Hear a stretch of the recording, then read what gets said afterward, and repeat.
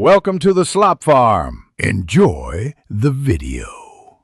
In this video, I will explain how to make Marvel weapons out of paper.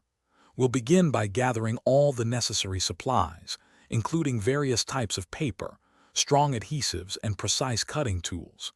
Then, we'll dive into the foundational techniques that will allow you to build a robust base for your chosen weapon.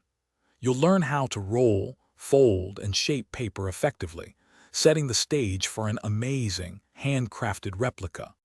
For your base construction, you'll want to use materials like heavy cardstock, which provides excellent rigidity. A strong craft glue or hot glue gun is essential for securing your pieces firmly, ensuring your weapon holds together. Begin by rolling paper tightly to create sturdy handles or the main body of a hammer. For flat surfaces, cut several identical shapes and layer them, using at least 3 to 5 layers for added strength. Now, let's focus on bringing your weapon to life with detailed shaping. You can sculpt complex forms by carefully scoring and folding paper, or by layering smaller, custom-cut pieces.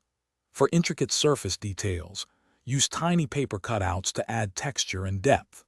Remember to reinforce any high-stress areas, like handles or connecting points, with additional layers of paper or even thin cardboard for enhanced durability. A sharp craft knife will be your best friend for achieving clean, precise cuts. Finally, it's time to give your paper weapon a professional finish. Start with a light coat of primer to ensure your paint adheres smoothly and evenly.